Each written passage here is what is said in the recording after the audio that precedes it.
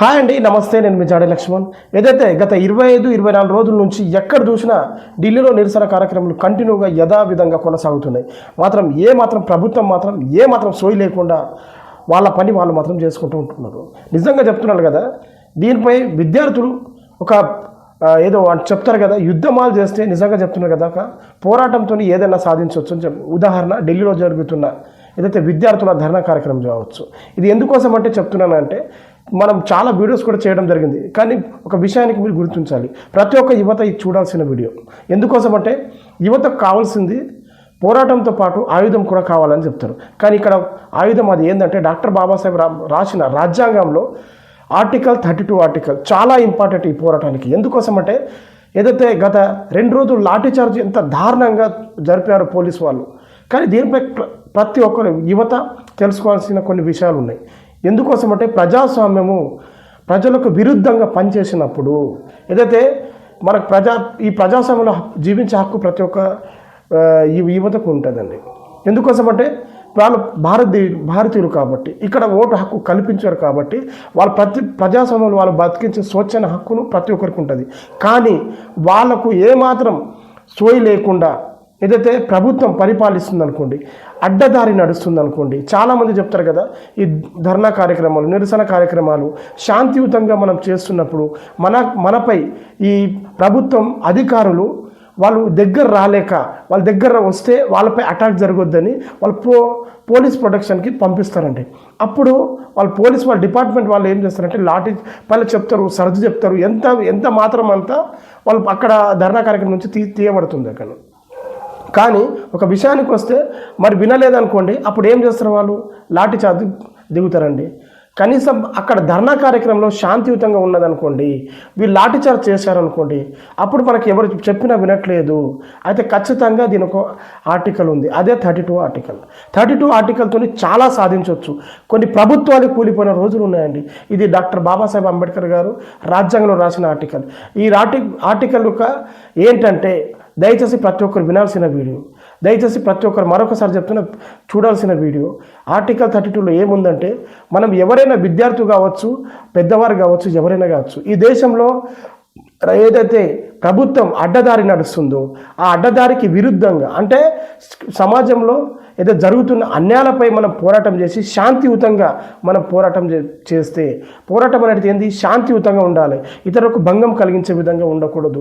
అది అమరనీర దీక్ష కావచ్చు, నార్మల్ దీక్ష కావచ్చు, ఏదైనా కావచ్చు, వేరే వాళ్ళకి భంగం కలగనీయకుండా శాంతియుతంగా ధర్నా చేసే ప్రతి ఒక్క ఈ దేశంలో పుట్టిన ప్రతి ఒక్క పౌరుడికి అర్హత ఉంది.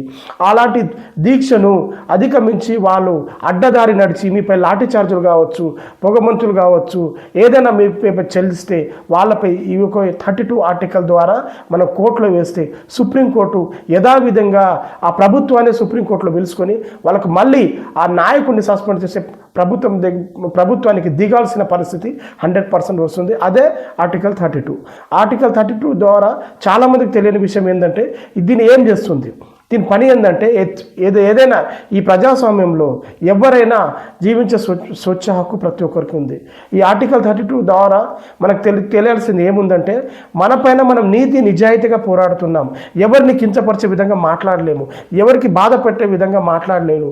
అయినా పోలీస్ డిపార్ట్మెంట్ వాళ్ళు మనకు అటాక్ చేస్తున్నారు, మన పైన దండయాత్ర చేస్తున్నారు, మన పైన లాఠీ చార్జ్ చేస్తున్నారు అన్నప్పుడు దాన్ని శాంతియుతంగా మనం తీసుకెళ్ళి ఏదైతే కోర్టు వారికి అప్పగిస్తే, ప్రభుత్వం సుప్రీంకోర్టు వాళ్ళు ఖచ్చితంగా వాళ్ళకి పోలీస్ డిపార్ట్మెంట్ కావచ్చు, ప్రభుత్వాన్ని కావచ్చు, కుప్పకూలే పరిస్థితి చేస్తుంది. ఎందుకోసం అంటే, ప్రభుత్వాన్ని వేరే కొత్త ప్రభుత్వంగా ఏర్పడే స్థాయికి తీసుకొస్తుంది. అంటే ఒక్కసారి గమనించండి, డాక్టర్ బాబాసాహెబ్ గారు చాలామంది చెప్తారు కదా, ఎస్సీ ఎస్టీల వాళ్ళ కోసమే రాశారని ఆ చట్టాలు.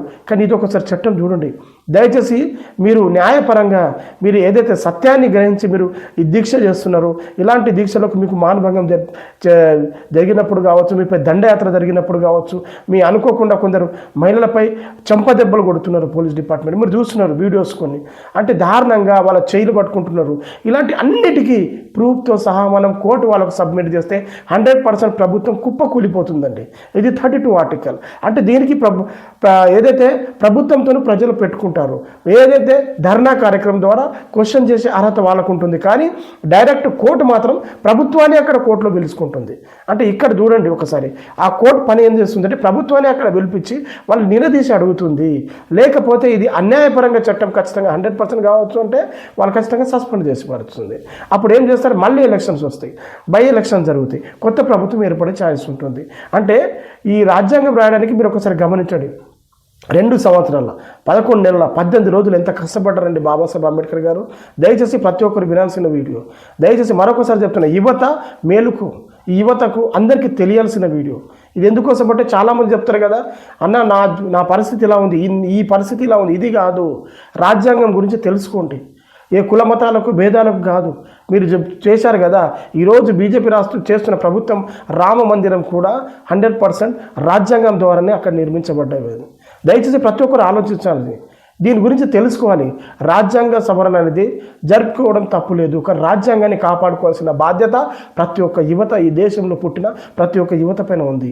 వాళ్ళు ఒక రాజ్యాంగాన్ని మనం అణగదొక్కాలని చూస్తారు కదా, అలాంటిటప్పుడు ప్రజాస్వామ్యంలో ఏది న్యాయం జరగదండి. 100% వాళ్ళకి ఇష్ట ఏదైతే చెప్తారు కదా, వాళ్ళకి ఇష్టం వచ్చినట్టు వాళ్ళు చేయొచ్చు.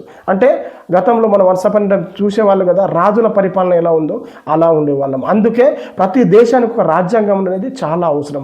ఈ ప్రపంచంలోనే అతి పెద్ద రాజ్యాంగం ఏదైతే ఉందో అది భారతదేశ రాజ్యాంగం.